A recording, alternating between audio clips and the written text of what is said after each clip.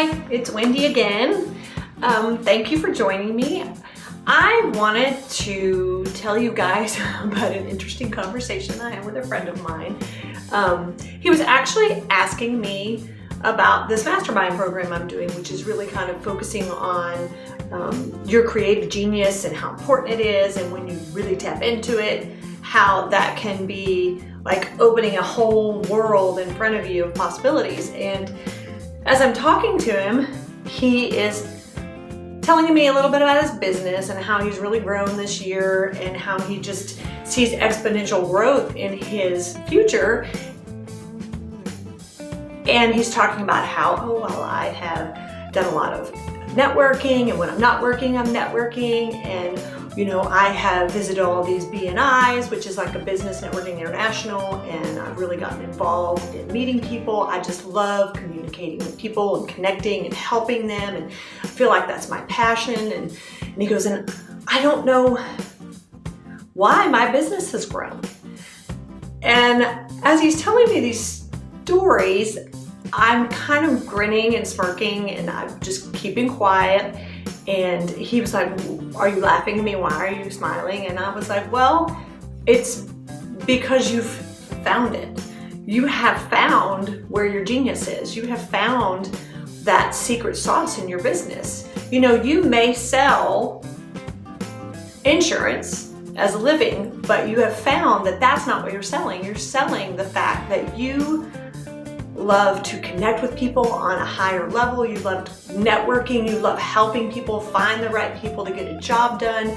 That is your passion. And then what you've created this year is not only you've created a space for you to do what you love and stay in your zone of genius, but you've also created the space to let other people do the things that you may or may not feel comfortable with, or you may or not feel like you excel at. But you've created this piece of the puzzle for yourself that allows you to be you in your fullest expression of who you are. And the reason I was smiling was not just because he's found it, but that it came so easy to him, and that he didn't feel like he worked so hard that somehow he either didn't deserve it or he was doing something wrong. And so I love the fact that we actually had this conversation, because it allowed me to realize that part of what I really want to do is help people not only find this piece, but realize that it doesn't have to be hard.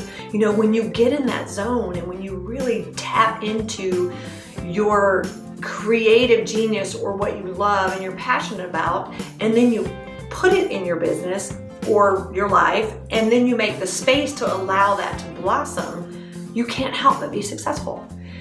And I've found that we have been so programmed into, you know, you have to hustle and you have to work hard. You know, there's this work ethic where, you know, you work and pay your dues, and then that's when you're successful.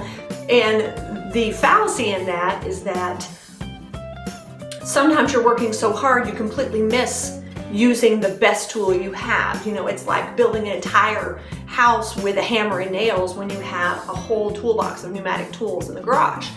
So it's really just taking the time to figure out what is the best tool to get where I'm going. And that tool is your creative genius. It is your zone of genius. So what I like to explore is not only finding that, is how do we get rid of the guilt for feeling like it's too easy.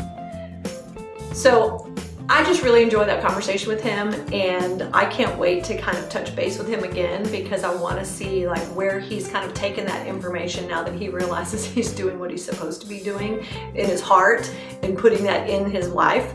So I just wanted to share that with y'all, because I really love seeing people really working in their zone. Thanks for watching.